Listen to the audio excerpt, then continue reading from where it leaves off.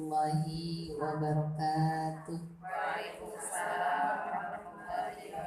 Alhamdulillahirabbil alamin hamdan katsiran thayyiban mubarakan fi kama yuhibbu rabbuna wa yarda. Asyhadu an la ilaha illallah wa asyhadu anna Muhammadan abduhu wa rasuluh la nabiyya ba'da. Allahumma rabbi shrah li sadri wa yassir li amri wahlul 'uqdatam min lisani yafqahu qawli waj'al li waziran min ahli.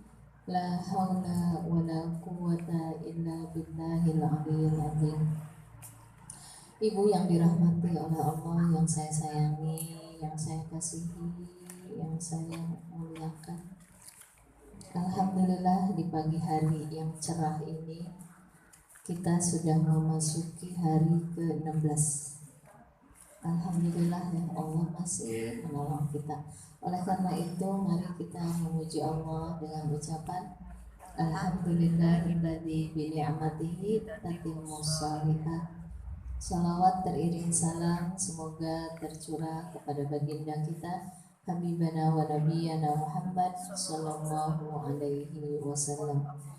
Ibu yang dirahmati oleh Allah Subhanahu wa taala, mari kita melanjutkan tafsir surat Al-Fil. Mari kita berkalam-kalam ya Bu. Apa Bu berkalam? Ngobrol dengan siapa? Dengan siapa Bu? Allah. Dengan Allah. Sebagian belum mendengar. Bu. Ibu. Ya. Saya bilang kita mau berkalam-kalam, mau ngobrol sama siapa? Gimana adab kita kalau berbicara dengan makhluk?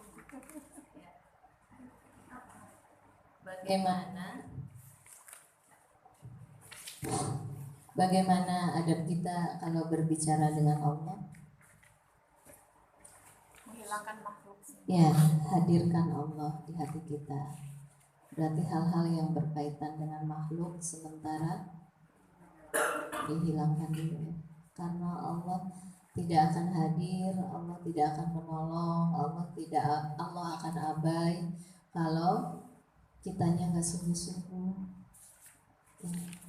Ya, A'udzubillahi minasyaitonirrajim. Bismillahirrahmanirrahim. Sebelumnya kita bersalawat dulu kepada Rasulullah sallallahu alaihi wasallam.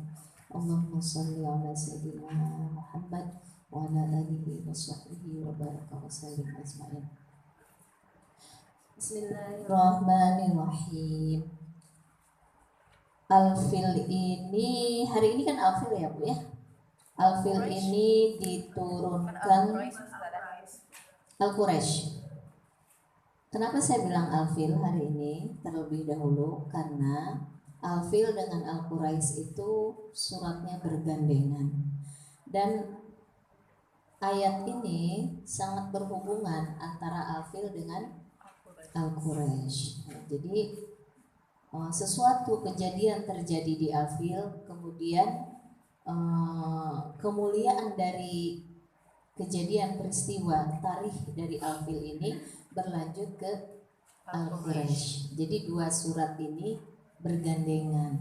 Jadi karena ayatnya lebih dulu diletakkan di surat Al-Fil, kemudian baru Al-Quraisy, maka kita akan bahas Al-Filnya dulu gitu. Ya. Jadi Al-Fil ini wa ayatuha khamsun. Ayatnya ada 5 dan diturunkan sebelum hijrah Rasulullah, sebelum hijrah ke Madinah. Bunyi ayatnya, alam tara kaifa fa'ala rabbuka bi ashabil fil. Artinya, tidakkah engkau Muhammad perhatikan bagaimana Tuhanmu telah bertindak kepada pasukan bergajah.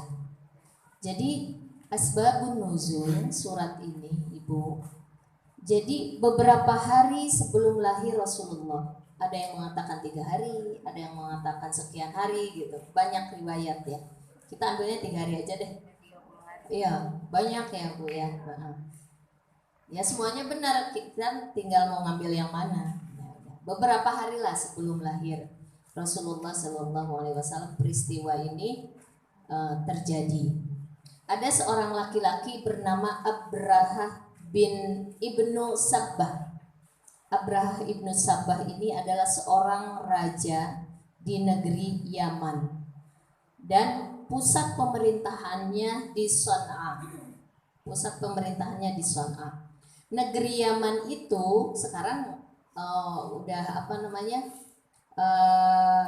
di negeri Yaman tersebut adalah negeri yang sangat populer, yang sangat maju, yang sangat paling berjaya lah gitu, punya kekuasaan yang hebat gitu. Nah si Raja Abrahah ini membangun sebuah gereja. Nah karena dia penganut Kristen, dia membangun sebuah gereja yang sangat megah dan indah. Tujuannya apa? Ingin menyaingi Ka'bah. Dia menginginkan orang-orang yang biasa datang ke Ka'bah untuk beribadah, pengennya pindah ke negeri Yaman ini, Son'a, pindah ke gereja itu yang untuk diibadahi gitu ya Bu ya. Kemudian apa yang terjadi? Kan beritanya menyebar kemana-mana ya dalam tarikh itu ya. Ya Bu Tati lebih mengulik di situ. Saya karena mau ini aja, mengeksplor ini. Apa yang terjadi? Karena berita itu sudah tersebar di mana-mana, maka otomatis siapa yang paling marah Bu? Yang paling marah siapa? Yang ingin memindahkan orang yang berhaji ke gereja, orang datang ke gereja gitu. Siapa yang paling marah? Waktu itu belum ada Muslim. Orang-orang kafir Quraisy Mekah marah dia, enak aja gitu ya. Orang udah enak kan, orang kalau datang ke suatu negeri itu pasti yang akan namanya makin harum, perekonomiannya juga makin berkembang. Justru di situ ketika kalau mau dipindahkan ke siapa yang merasa dirugikan, pasti orang Mekah. Maka orang Mekah, orang Quraisy khususnya, karena kan Mekah yang megang Ka'bah adalah orang-orang Quraisy, bangsa Quraisy, bangsa yang dimuliakan. Nah mereka dari suku Bani Kinanah ini marah gitu, dan mereka datang, seorang datang ke Yaman. Dia datang dan dia mengotori gereja tersebut dengan kotorannya gitu, dengan buang air di situ, buang air besar. Kemudian setelah besoknya diberitahukan ke si Raja Abrahah ini, Raja Abrahah gimana reaksinya Bu? Marah. Setelah dia marah, dia mengatakan bahwa tadinya hanya ingin memindahkan orang beribadah ke gereja dia, sekarang berubah niatnya. Ka'bah itu harus kita hancurkan, kata mereka. Akhirnya mereka membawa 1000 pasukan bergajah ke Mekah. Di dalam perjalanannya ini ada yang menarik nih Bu. Dalam perjalanannya beliau hampir sampai di negeri Mekah, sekitar 3,5 kilometer lagi lah ya Bu ya. Nah itu hampir sampai di Mekah. Abrahah ini istirahat di sebuah bukit ya, atau gunung lah ya waktu itu. Kemudian si gajahnya ini ketika diarak supaya bangun, supaya bergerak ke Mekah, dia nggak mau, diam aja, duduk aja. Tapi kalau suruh diarahkan ke daerah lain selain Mekah, si gajahnya ini langsung bangun, bangkit dia. Wah ini kenapa begini kan gitu. Orang kan heran ya, nyoba lagi gitu. Ayo kita ke arah sana, dia nggak mau. Kalau diarahkan ke arah sebelah sana, dia baru mau. Nah itu namanya ini di Mughammis, daerah Mughammis, Bukit Mughammis namanya para ulama. Jadi begitu berceritanya. Bila diarahkan ke tempat lain dia mau. Kalau diarahkan ke Mekah tidak mau. Maka diabadikan di dalam Al-Quran disebut bi ashabil fil, sahabat-sahabat gajah. Kenapa disebut sahabat Bu ini gajah oleh Allah? Karena dia lebih mulia daripada si pasukannya itu. Tuh sahabat, namanya sahabat pasti orang baik kan? Allah mengatakan gajah ini sahabat-sahabat aku. Dia lebih mulia daripada yang menungganginya. Karena yang menungganginya punya sifat hasad, punya sifat dengki, punya sifat tamak dan sebagainya. Sedangkan gajah patuh sama Allah, maka disebut ashabil fil, sahabat gitu. Masya Allah. Kemudian setelah itu, alam yaj'al kaidahum fi tadlil. Bukankah dia telah menjadikan tipu daya mereka itu sia-sia? Tuh mereka membuat makar dan sebagainya. Tetapi apa yang terjadi? Tetap Allah yang menolong supaya Ka'bah tetap berdiri kokoh, tidak terjamah sama sekali. Wa arsala alaihim tayran ababil. Dengan apa Allah menolongnya selain dari tadi gajah tidak mau berdiri? Allah mengirimkan burung ababil. Burung ababil ini kata para ulama, dia di mulutnya memegang mencengkram batu. Di kaki kiri dan kaki kanannya juga mencengkram batu. Satu burung mencengkram 3 batu. Dan ternyata di batu itu sudah tertulis nama-nama siapa yang harus dilempar. Dan tidak ada yang meleset satupun batu itu. Batu ini diambil dari neraka. Jadi setiap dilempar pasti akan mati, langsung mati. Begitulah Bu pertolongan Allah. Luar biasanya. Ibu percaya nggak? Percaya mari kau kalau dia akal. Nah, saya Bu dari kecil belajar ini.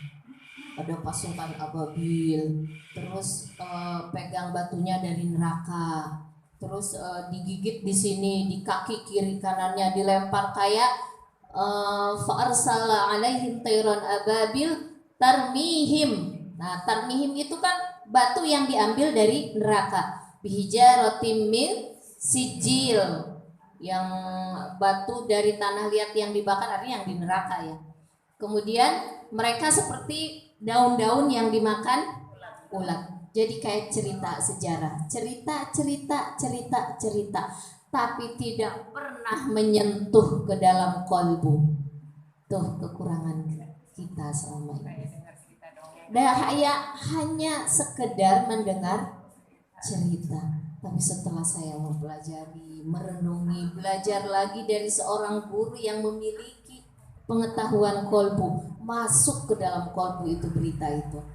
Bisa. Jadi artinya gini Bu, neraka itu emang sudah ada ya, cuma digambarkan.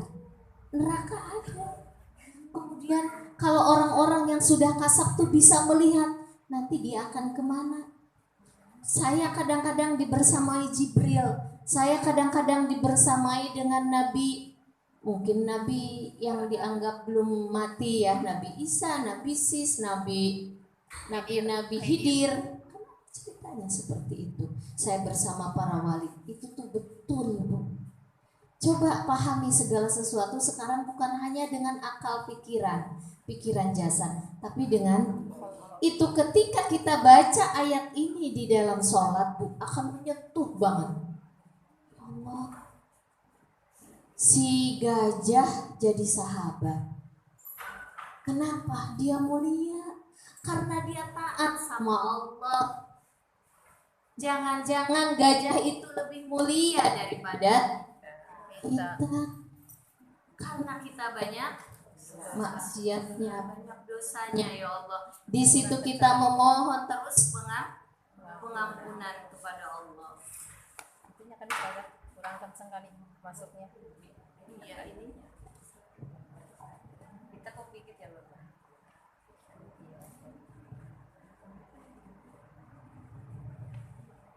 Jadi Masya Allah ya Bu. Selama ini berarti akal kalbu kita tertutup. Artinya jiwa kita itu emang belum bangun Bu. Kalau orang jiwanya sudah bangun, ketika membaca satu huruf ayat Al-Quran itu, langsung Allah kasih pemahaman hikmahnya. Allah kasih pengetahuan yang lebih dalam di dalamnya.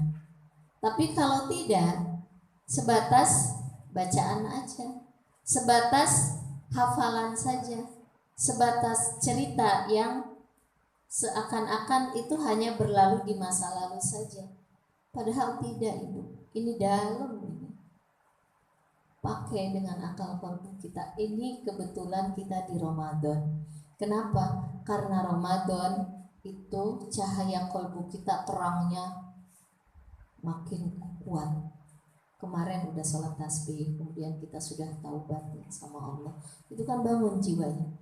Kalau bangun jiwanya, akal kalbunya, hidupnya, bercahayanya kuat, maka diisi dengan ilmu yang sekarang pengetahuannya berbeda Bu dengan yang kita dengar di waktu-waktu yang lampau, walaupun ayatnya sama yang kita baca. Dengan Allah mengirim yang namanya burung ababil, kemudian dilemparkan kepada mereka pasukan Abraha, karena Allah sayang dengan kota Mekah. Ibu, zaman sebelum Rasulullah, kaum Nabi Nuh, kaum Nabi Lut, itu kalau ada yang maksiat kepada Allah dihancurkan semuanya, tidak disisakan Ibu. Tapi kenapa ketika kaum Abraha mau menghancurkan Ka'bah, padahal di dalam Ka'bah itu ada berhala-berhala, berhala ini adalah sesuatu yang diibadahi, yang jadi musuhnya Allah. Dan orang-orang yang menciptakan berhala-berhala ini berarti musuh-musuhnya Allah. Kenapa Allah jaga Bu? Kenapa Allah pelihara? Kenapa Allah enggak hancurkan? Itu orang-orang kafir Quraisy. Coba kita renungkan ketika saya mempelajari ini, Masya Allah. Karena lahir keturunannya keturunan Nabi ya. Nah itu salah satu Bu. Kalau orang Quraisy tidak dihukum, tidak dibinasakan, tidak dimatikan oleh Allah. Kenapa gitu enggak dimatikan gitu ya Bu ya? Tidak menghancurkan seperti kaum-kaum Nabi yang lalu. Kaum Nabi Lut ngapain Bu? Sesama jenis ya. Yang menyodomi, dihancurkan semuanya. Nabi Nuh dihancurkan kecuali yang ada di kapal. Kaum Quraisy juga kan menyembah berhala Bu. Kenapa dia nggak dihancurkan? Bukan hanya itu. Dari lahirnya seorang keturunan. Kata para ulama begini Bu. Karena kaum-kaum yang dihancurkan oleh Allah, mereka menghancurkan kehidupan manusia. Sodomi contohnya. Yang dihancurkan apanya? Kehidupan manusianya, merusak. Kaum Nabi Nuh bermaksiat. Maksiatnya merusak kehidupan ekonomi, kehidupan tatanan kehidupan dan sebagainya. Kaum Nabi Musa, Fir'aun dan sebagainya merusak tatanan kehidupan manusia. Manusia dibunuh seenaknya, mana masih baik lagi. Manusia dibunuh seenaknya oleh Fir'aun. Yang dibunuh adalah tatanan manusianya Bu, karakter manusianya yang dibunuh. Tapi kalau orang Quraisy, dia hanya menyembah berhala. Allah tidak butuh dengan orang yang menyembah dirinya. Allah tidak peduli kalau ada orang enggak beribadah kepada dirinya, karena Allah itu enggak butuh. Yang butuh kita. Tapi ketika ada orang yang menginjak-injak harga diri manusia, menghancurkan kehidupan manusia, membunuh karakter manusia, maka Allah di situ akan marah. Kenapa Allah jaga itu Ka'bah? Ceritanya begini, Bu. Ka'bah itu dibangun syaratnya satu. Semuanya masyarakat di waktu itu harus mempersembahkan uangnya, hartanya, harta bendanya dan sebagainya. Itu syaratnya satu, harus dari hasil kerja yang halal. Dalam hati, Masya Allah, saya eksplor lagi lebih dalam lagi ini tafsir, Bu. Pertama, mereka harus menyumbang dari uang hasil yang halal. Kalau ketahuan haram, tidak diterima. Harus yang halal. Kemudian dibangunlah itu Ka'bah pada masa itu. Ketika sudah berdiri, mau dihancurkan oleh Raja Abraha, Allah tidak suka dengan kezaliman mereka. Kenapa? Yang dikeluarkan, yang diusahakan oleh orang-orang Mekah itu adalah sesuatu yang mulia, yang dihasilkan oleh jerih payah mereka. Ketika ada yang mau menghancurkan jerih payah mereka, Allah enggak ridho. Jadi bukan berkaitan dengan hal-hal yang hubungannya ibadah dengan Allah. Enggak, Bu, yang dijaga oleh Allah. Seperti itu, bisa dipahami, Bu? Jadi justru Allah akan lebih marah kalau kita menghancurkan, mengintimidasi ke orang lain, membunuh karakter orang lain. Itu Allah lebih benci, Bu, daripada orang yang lalai ibadahnya kepada Allah. Kenapa? Lalai ibadah kepada Allah, kata Allah, aku gak butuh kamu, yang butuh aku. Nah, sebetulnya kita ibadah itu kita butuh Allah loh, Bu. Bukan Allah yang butuh kita. Allah itu udah gak butuh sama kita. Ibu semakin dekat sama Allah, hidup semakin tenang kan? Semakin yakin kan? Semakin bisa berinteraksi dengan manusia dengan tenang, dengan seimbang, dengan adil, dengan sabar. Itu kebutuhannya, keutamaannya, positifnya buat kita loh. Sebetulnya ya, Bu ya. Kemudian kita lanjut. Menurut Imam Fakhrul Razi menjawab, yang tadi itu kata Imam Fakhrul Razi ya, Bu ya. Kata beliau, karena itu adalah dibangun oleh usaha tangan manusia. Ketika ada orang yang ingin menghancurkan karya yang dibangun dengan susah payah oleh manusia, maka Allah menjaga bangunan tersebut. Coba Ibu ya, bandingkan dengan nabi-nabi yang lain. Kenapa dihancurkan oleh Allah? Jadi dipikir dari sekarang. Oh, berarti kalau orang-orang menjaga, menyayangi sesamanya, kesimpulannya ya, Bu ya, maka Allah akan tetap menjaga walaupun mereka tidak beriman. Walaupun mereka tidak beriman. Nanti akan saya contohkan satu negara yang sangat makmur. Mereka nggak beriman kepada Allah. Kemudian walaupun negara itu beriman kepada Allah, Ibu bayangkan saja di mana negara-negara yang beriman. Ya kita lah, Malaysia lah, di mana-mana gitu di dunia. Tetapi kalau mereka tidak menjaga keharmonisan lingkungan hidupnya, tidak saling menolong, malah saling gesek, gosok, gasak ya, korupsi, kemudian pemerkosaan, perampokan, maunya menang sendiri, maunya kaya sendiri, kata Allah, aku akan hancurkan negeri itu. Tuh, Bu, walaupun mereka beriman. Tuh, kenapa? Karena orang beriman itu bukan, aku tidak butuh sebetulnya. Kita contohkan negeri Swedia, apa Kanada, apa Finlandia ya, Bu ya, Swedia ya. Negara yang perekonomiannya maju, orang-orangnya disiplin, tidak, pokoknya mungkin kalau kebrutalan, keburukan, perampokan dan sebagainya itu apa namanya, Bu? Kejahatan itu nggak ada di negeri itu.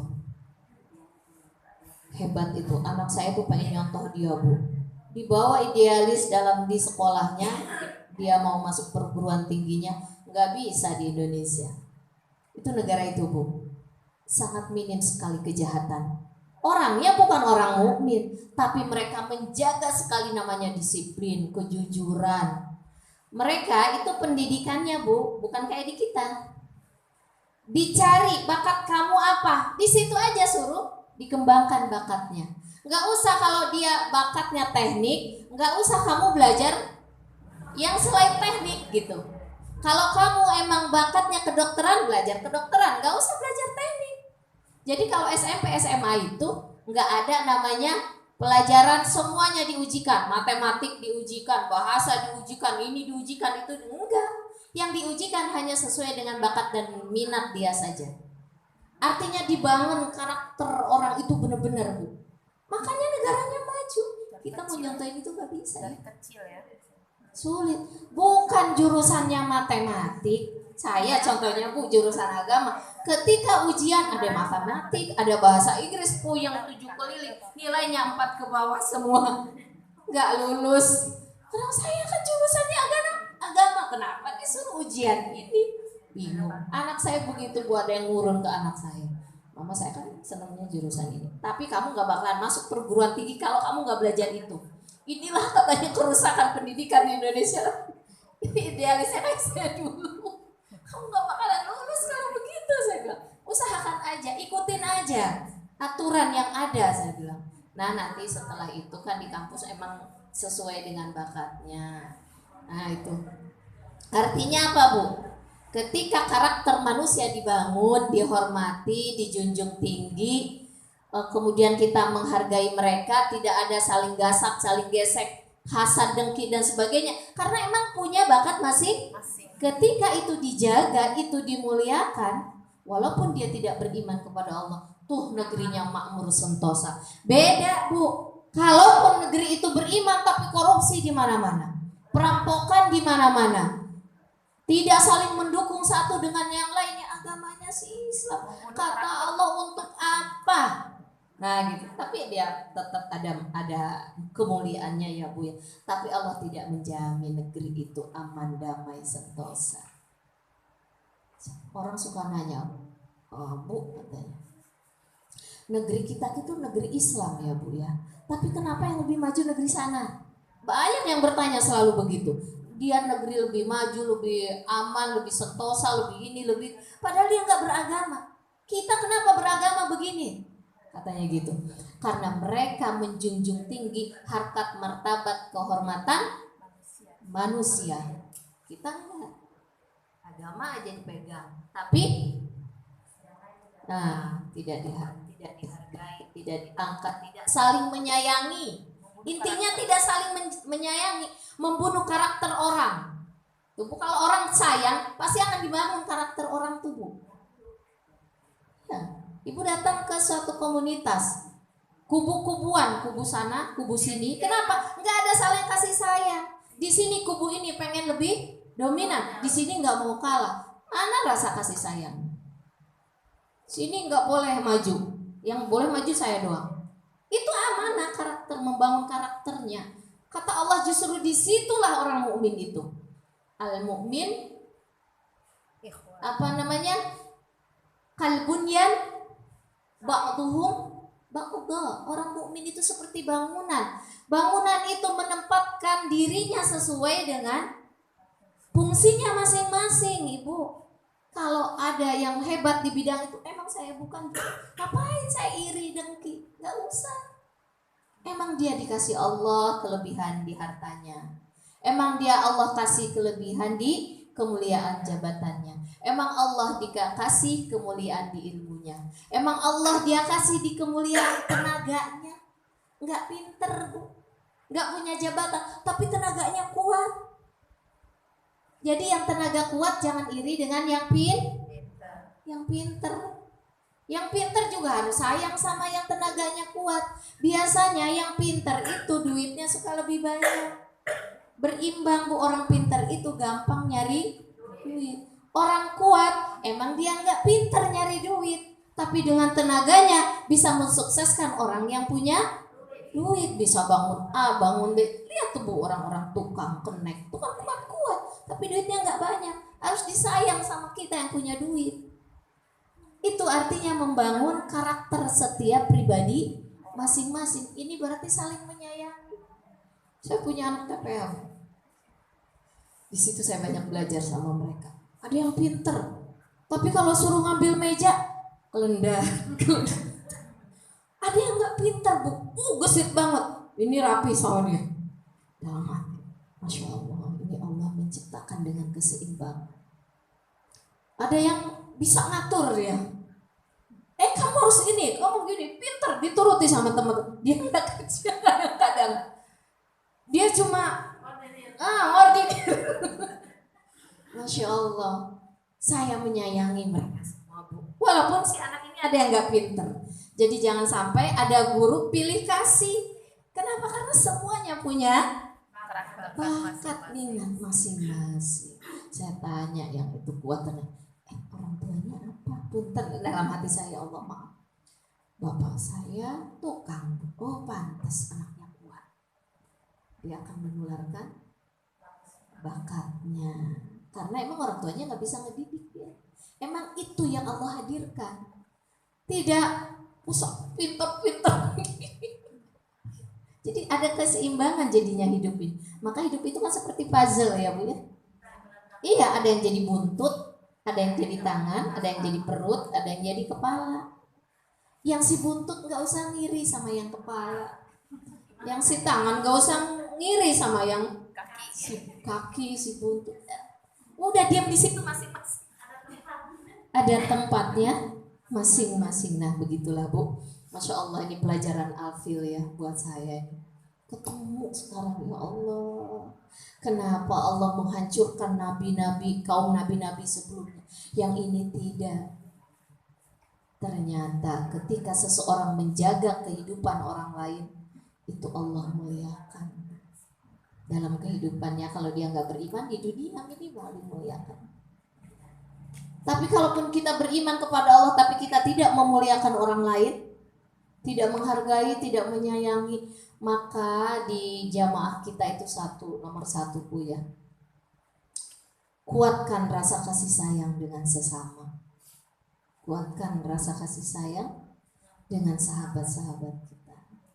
Itu nomor satu bu. Nanti Allah akan menurunkan rahmahnya Allah kepada kita. Dijaga, diberikan kemakmuran, diberikan keberhasilan, kesuksesan dalam jamaah tersebut. Tapi kalau ada orang yang merasa lebih hebat, lebih pintar, tidak saling menyayangi, Allah akan cabut nanti bu.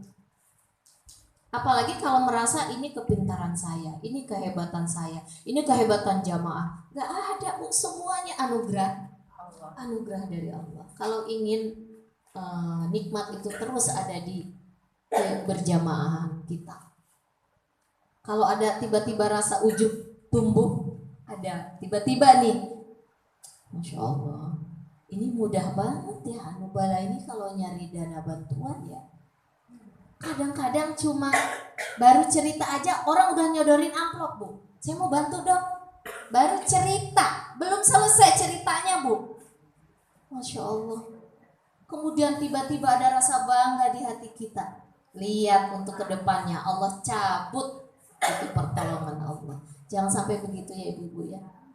Walaupun kita mungkin Allah berikan kemuliaan, Allah berikan sesuatu yang mungkin tidak diberikan kepada jamaah yang lain atau kelompok yang lain, tapi ini kita tetap harus rendah hati dan kita tetap harus bersyukur kepada Allah. Ingat ini pertolongan Allah semua. Kita lanjut tafsir Al-Quraisy ya Bu ya. Li'ilafi Quraisy. Itu selesai. Allah memberikan kesenangan kepada orang-orang Quraisy. Allah memberikan gembira kepada orang-orang Quraisy. Begitu maksudnya Bu dalam tafsir itu.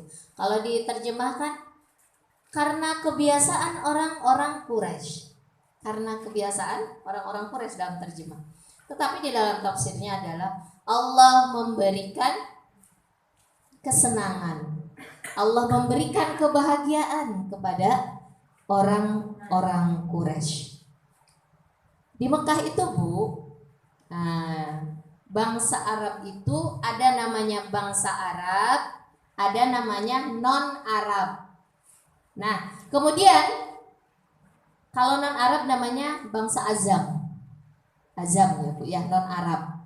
Ini kalau orang Quraisy itu berarti di dalam lingkungan Arab. Di antara suku yang terkenal dan yang dimuliakan ini adalah suku Quraisy. Nah, di dalam suku Quraisy ini ada satu suku, bangsa Quraisy ini ada suku namanya dari kalangan Bani Manaf. Ya. Di kalangan Bani Manaf ini, Hasyim ya, Bani Hasyim ya, Bani Manaf, Bani Hasyim ini ada satu kelompok yang dimuliakan oleh Allah. Kan tadi Quraisy ya, kemudian Bani Hasyim, kemudian yang dimuliakan lagi dari Bani Hasyim ini ada yang dimuliakan lagi namanya Ahlul Bait. Ahlul Bait itu Rasulullah, kemudian Fatimah, kemudian Hasan, Husain, Ali. Ini Ahlul Bait Bu. Dan di antara Ahlul Bait ini yang paling dimuliakan adalah Rasulullah. Jadi nanti urutannya seperti itu ya Bu ya. Ada bangsa Arab, di negeri Mekah itu ada non Arab namanya Azam. Kemudian bangsa Arab ini yang dimuliakan adalah bangsa Quraisy. Di bangsa Quraisy ini ada suku namanya suku Abdi Manaf, Hasyim ya, Bani Hasyim. Di sini ada keluarga yang namanya dimuliakan oleh Allah namanya Ahlul Bait, 5 orang tadi. Kemudian di 5 orang tadi yang paling mulia adalah Rasulullah Sallallahu Alaihi Wasallam. Kita lanjut.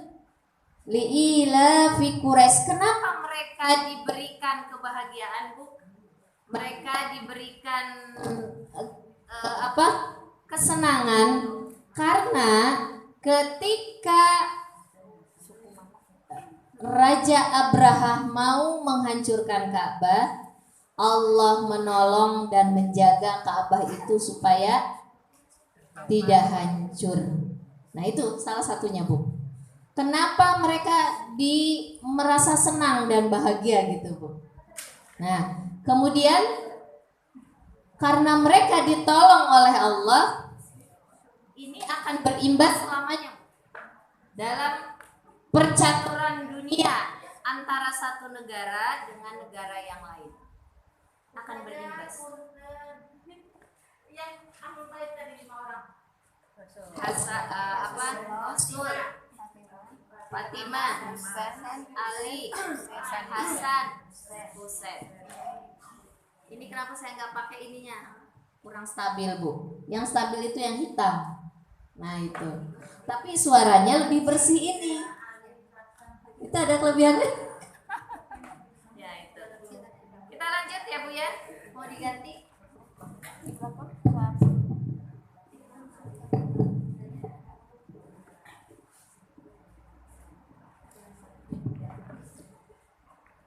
Kita lanjut ya Bu. Nah, jadi kebiasaan orang Quraisy adalah ini di terjemahnya kan kebiasaan.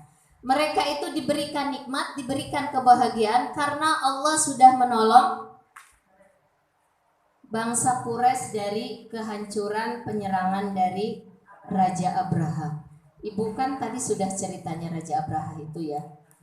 Siapa gajahnya tidak mau berdiri kecuali selain mengarah ke Mekah gitu ya. Kecuali mengarahnya ke tempat yang lain. Berita itu Bu tersebar sampai ke seantero wilayah yang orang-orang yang pernah mendatanginya. Apa kata mereka? Wah, Ka'bah itu dimuliakan oleh Tuhannya. Bangsa Quraisy itu emang benar-benar bangsa yang mulia. Kalian gak boleh mengganggu mereka. Sekali aja kalian mengganggu, Tuhannya akan marah. Itu Bu terkenal ke seluruh seantero dunia. Contohnya kalau dunia lain mendengar. Jadi tidak ada yang berani ingin mengotak-atik orang-orang Quraisy. Orang Quraisy, kemanapun orang Quraisy datang Bu, kemanapun orang Quraisy bepergian, kalau dia di perjalanan ke ketemu dengan begal, perampok atau negeri yang segagah apapun, mereka pasti akan hormat dan takut dengan orang Quraisy. Kenapa? Karena Quraisy ini dimuliakan oleh Tuhannya. Jadi mereka juga percaya dengan Tuhan. Kan ada agama Kristen, Yahudi, belum lagi kepercayaan-kepercayaan yang lain. Mereka juga percaya dengan Tuhan. Nah, mereka yakin dengan Tuhannya orang Quraisy yang akan selalu menjaga, mengayomi, memuliakan mereka. Jadi kalau di mana-mana nih perampok, begal dan sebagainya, semuanya bikin strategi, harus diambil ininya kecuali orang Quraisy. Kalau orang Quraisy lewat, dipersilahkan, tidak boleh ada yang mengganggu. Kalau kalian nggak pengen pulang tinggal nyawa. Yang jaga siapa? Tuh Allah, Bu. Maka li'ilafi Quraisy ilafihim rihlatas syita'i wassaif. Kebiasaan mereka bepergian di musim dingin dan musim panas. Bepergiannya bukan hanya sekedar bepergian, Bu. Mereka membawa perdagangan. Jadi kalau di negeri sebelah lagi musim apa nih? Nah, yang laku di musim sana. Jadi mereka itu bepergian di 2 musim, Bu. Satu di musim dingin, satu lagi di musim panas. Nih di mana nih yang paling laku untuk perdagangan musim dingin? Mereka bawa barang-barang itu. Yang laku di musim panas apa mereka bawa? Mereka pulang pergi, tidak ada satupun yang mengganggu mereka. Dan kehidupan mereka bertumpu pada perdagangan tersebut. Nah, mereka kan pulang membawa keuntungan yang luar biasa. Begitu seterusnya, Bu, Allah jamin. Maka di sini dikatakan ila fihim rihlatash syita'i wassaif. Karena mereka dijaga oleh Allah, diberikan pengamanan oleh Allah. Allah mengatakan di ayat selanjutnya, "Falyabudu rabb hadzal bait." Maka hendaklah mereka menyembah Allah pemilik Ka'bah ini. Kalau kalian udah dikasih nikmat yang begitu banyak, Ka'bah dijaga, kalian tidak dihancurkan oleh pasukan Abraha. Bu, bayangkan kalau pasukan Abraha datang ke Mekah, mungkin bukan Ka'bah aja yang dihancurkan, yang akan dipotong-potong, dipenggal, manusianya juga akan dihancurkan. Tapi kata Allah tidak. Maka karena Allah sudah menolong kalian begitu banyak, kemudian karena peristiwa Abraha tadi itu membuat nama Quraisy makin tinggi, makin mulia, sehingga apa? Dalam perjalanan untuk berjual beli aja ke negeri Syam sekarang udah nggak ada ya, Bu ya, karena sudah terpecah menjadi 4 negara. 1 Palestina, Yaman, Yordania. 1 lagi yang ada ISIS-nya, Suriah. Udah jadi 4 negara sekarang. Itu dulu namanya Syam. Sekarang jadi 4 negara. Bayangin aja, Bu. Dari Mekah berbondong-bondong ke sana, berjualan dengan aman, kemudian berdagang di 4 negara dengan bebas, tidak ada halangan apapun. Pulang dengan membawa keuntungan, namanya diangkat, dimuliakan di suatu negeri tempat orang lain. Kata Allah, "Falyabudu," maka kalian beribadahlah kepada Allah yang memiliki Ka'bah ini. Kenapa Ka'bah simbolnya? Karena Ka'bah lah Allah menjaga, memberikan keamanan, kemuliaan. Rabb hadzal bait, Ka'bah ini, bukan orangnya. Ya, Ka'bahnya, tapi Ka'bah dibangun oleh orang-orang yang dengan penghasilan yang halal. Tuh, Bu, pelajaran yang buat kita. Kalau kita memberikan nafkah kepada anak-anak kita, kepada kalau suami kepada istrinya, istri mungkin membantu suaminya juga dengan hal yang halal. itu nanti hasilnya pasti ada kemuliaan di dalamnya. Allah akan memberikan keberkahan. Keberkahan itu artinya ada nilai manfaat yang berkesinambungan. Hasil yang sekarang kita keluarkan karena dari harta yang halal, maka akan mendatangkan keberkahan, kebaikan selanjutnya. Itu harta yang dikeluarkan oleh mereka dari jalan yang halal mendatangkan penjagaan Allah, mendatangkan kemuliaan Allah kepada mereka. Dan hasilnya kan keberkahan yang luar biasa bagi orang-orang Quraisy. Dan kelebihan orang Quraisy juga, Bu. Mereka itu, orang Quraisy itu, Bu, dalam tafsir dikatakan orangnya kalau diminta tolong tidak pernah menolak. Pasti menolong. Kalau dia memimpin, dia akan memimpin dengan adil. Kalau dia mengatakan berjanji, dia pasti akan menepati. Betul nggak Bu Tati dalam cerita sejarahnya seperti itu? Jadi mereka sudah mendedikasikan untuk hubungan dengan manusia itu luar biasa hebatnya, Bu. Dia menjaga kelompok komunitasnya dengan dia perjuangkan dengan sepenuh jiwa, walaupun darah yang harus dikorbankan oleh mereka. Itu hebatnya orang Quraisy. Lebih baik mati daripada ingkar janji, daripada dihinakan bangsanya. Itu mereka lebih baik mati, mereka nggak memikirkan yang lain. Maka kaum Quraisy ini diabadikan oleh Allah, salah satunya ada di dalam Al-Quran. Adakah bangsa lain ada di dalam Al-Quran diabadikan nama suratnya? Nggak ada, karena banyak kehebatan orang-orang Quraisy. Apa kata Allah selanjutnya setelah beribadah? Kenapa mereka juga harus beribadah kepada Allah? Karena allazi at'amahum min ju' wa amanahum min khauf. Mereka yang telah memberi makanan kepada mereka untuk menghilangkan lapar dan mengamankan mereka dari rasa ketakutan. Sebelum itu, saya ingin menyampaikan ada 7 hal kenapa orang Quraisy ini dimuliakan oleh Allah.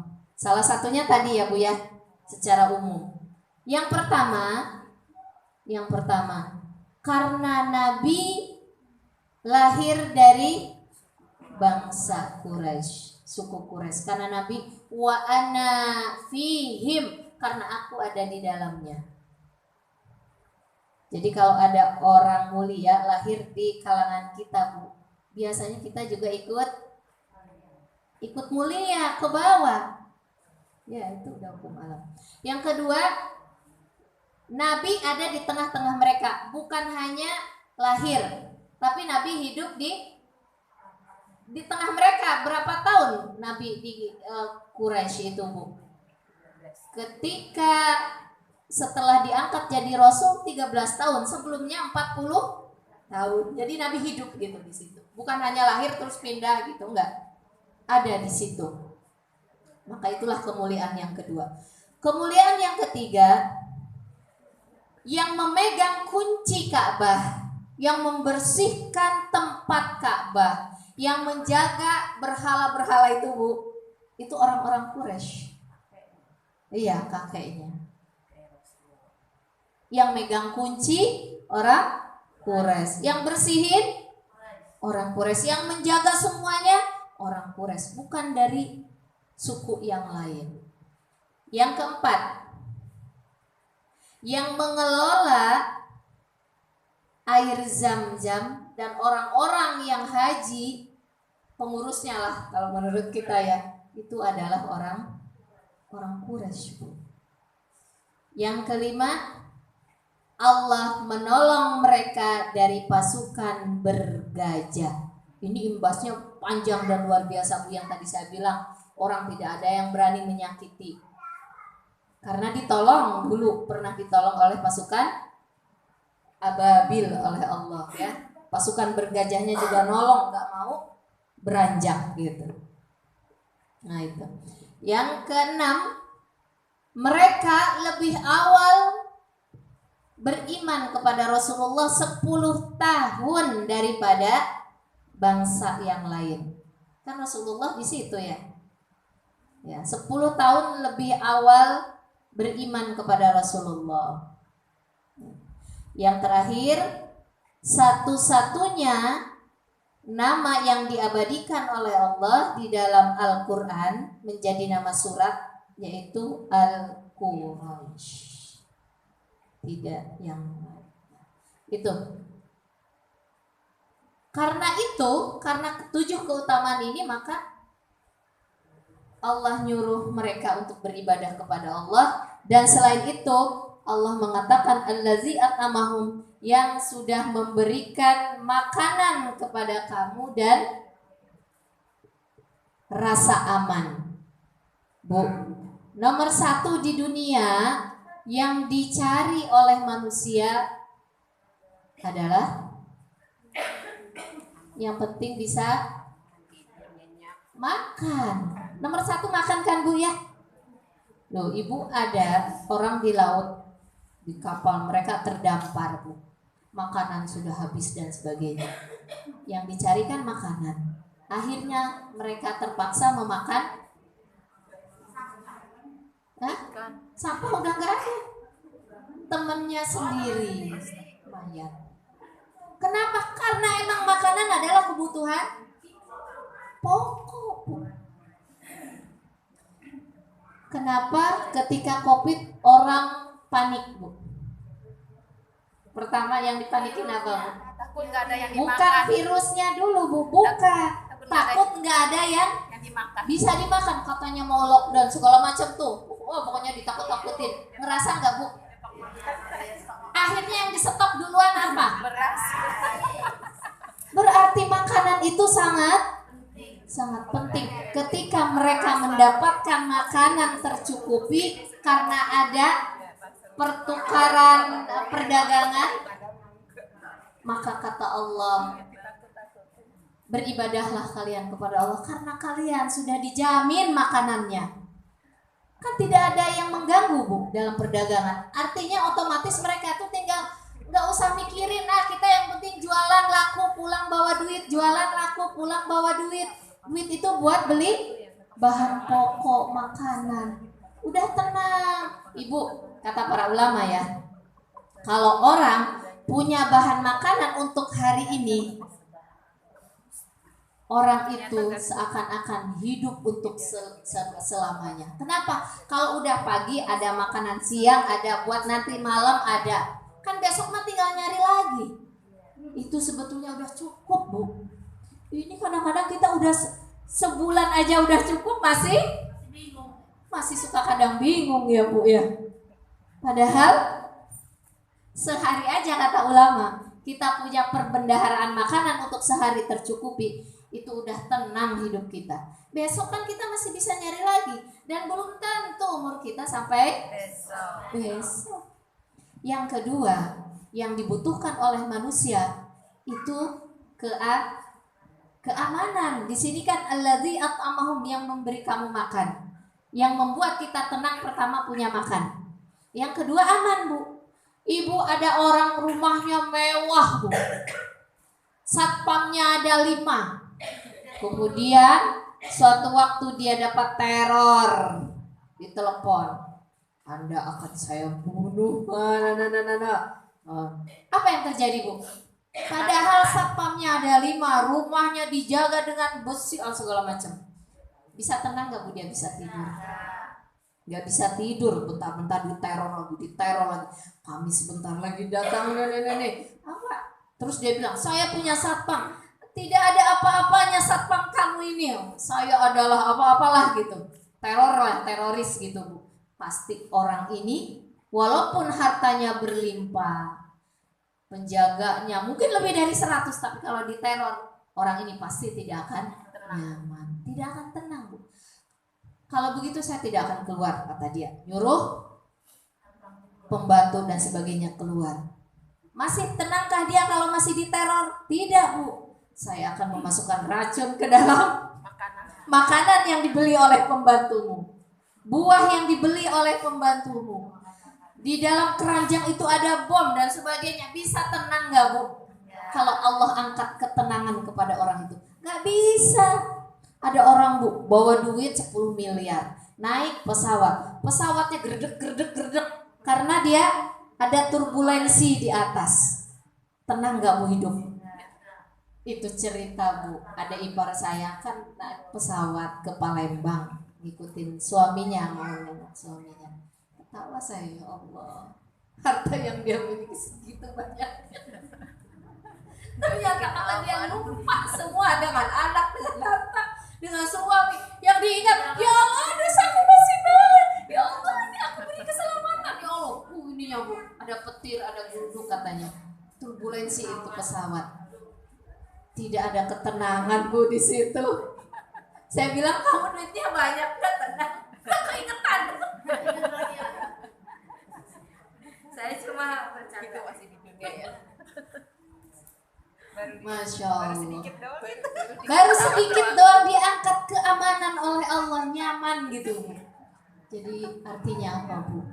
Saya ingin memberikan supaya lapang dada Ibu. Walaupun kita ngontrak Bu, yang penting bisa hidup nyaman. Ibu punya teman-teman yang solehah, datang ke pengajian pulang bisa masak, bisa bersenda gurau dengan anak, dengan suami, kemudian bisa sholat malam, bisa baca Quran, bisa ketemu teman-teman lagi, ada makanan. Masya Allah, itu nikmat yang luar biasa. Dekati Allah. Makanya Ibu coba kalau kita ditakdirkan Allah hidup di Palestina seperti apa? Mungkin bentar-bentar ya Allah, jangan-jangan jam ini saya mati. Belum kalau lagi di Myanmar Bu, ini orang-orang yang pada yang ada di kita ya, orang-orang imigrasi itu ya, mereka di negerinya nggak aman Bu. Di sini kata mereka seperti suluk ya, walaupun mereka tidak punya investasi, karena kan pendatang ya. Kita Ibu rumah punya sendiri, masih ya Allah. Nah ini pelajaran dari sini Bu, dari Al-Quraisy ini. Maka Bu, kata para ulama, kalau Ibu sudah punya nikmat yang banyak, sudah tenang, punya makanan, ya Allah, alhamdulillah. Kalau sholat sering baca surat Al-Quraisy, karena Allah sudah memberikan nikmat yang begitu indah buat kita. Dikasih makan nggak kekurangan, sama dikasih keamanan. Udah itu dua aja Bu, yang dipegang itu udah nikmat yang luar biasa. Apalagi kalau kita punya investasi. Dan kata para ulama begini Bu, kalau ada orang satu si miskin, dia tidak beribadah kepada Allah, lalailah, maksiatlah sama Allah. Satu si kaya, sama kondisinya, dia lalai maksiat kepada Allah. Ada orang kaya maksiat, ada orang miskin maksiat, sama-sama masuk neraka, tapi nerakanya berbeda. Kenapa? Kan kata Allah, kalau kamu udah dikasih makanan, kecukupan, keamanan, beribadahlah kepada Allah. Kalau ternyata si miskin ini tidak beribadah kepada Allah, masuk neraka. Si kaya tapi masuk nerakanya berbeda. Lebih panas mana? Kaya. Kenapa? Karena si kaya ini sudah diberikan oleh Allah rizki yang begitu berlimpah. Kalau dia tidak taat kepada Allah, maksiat kepada Allah, ngaji nggak mau datang, udah berkecukupan dia. Tahajud juga asal-asalan, ngasal aja. Kenapa? Orang udah cukup, minta apa lagi? Kan kadang-kadang begitu. Iya, kata Allah, kalau orang seperti ini akan aku azab lebih pedih daripada si miskin. Si miskin apa yang mau dihitung Bu? Nggak punya apa-apa. Kalau si kaya, waktu ini punya keuntungan sekian, dibangunlah apa? Bangunan itu akan diminta pertanggungjawaban oleh Allah. Kenapa banyak rumah kok nggak diisi? Orang nyari rumah berusaha buat diisi. Ini malah buat koleksi. Kata Allah, ini akan diminta pertanggungjawaban. Kamu bisa beli sehari 200.000 makan, tuk terus nggak ibadah. Si miskin cuma bisa 20.000 nggak ibadah. Banyakan mana yang disiksanya Bu? Si kaya. Kamu harusnya lebih kuat ibadahnya. Kenapa? Si miskin mungkin nyuci sendiri, masak sendiri, bersihin rumah sendiri. Dia harus banting tulang nyari duit 20.000 itu buat jual gorengan. Kadang-kadang gorengan yang gak habis. Kamu hanya dengan tanda tangan bisa dapat 10 juta, bisa dapat 100 juta. Dengan satu tanda tangan. Di rumah naik mobil, mobilnya AC, ada yang nyupirin. Nggak suruh nyuci baju, nggak suruh nyuci piring, nggak suruh bersihin rumah. Tinggal datang aja ngambil air wudhu. Sholatnya harusnya lebih rajin, belajarnya harusnya lebih rajin untuk mengenal Allah. Karena duit sudah ada. Kata Allah kan begitu, Bu. Nanti diminta pertanggungjawabannya. Orang-orang yang kaya dengan orang-orang yang sholat juga enak ya, pakai AC sholatnya. Sholatnya pakai AC. Dulu Bu, saya sebelum punten ya, sebelum punya AC kamar, baru 2 rakaat. 2 rakaat lagi. Kalau udah punya asar, khusyuk gitu sebenarnya. Ini enggak, sama aja mikirinnya yang lain. Astagfirullahaladzim. Harusnya begitu ya Bu ya. Nih belajar dari Al-Quraish. Ya. Mudah-mudahan ya Bu ya, dengan sudah kita pelajari Al-Fil dan Al-Quraish ini banyak manfaat, banyak hikmah yang Allah ajarkan buat kita.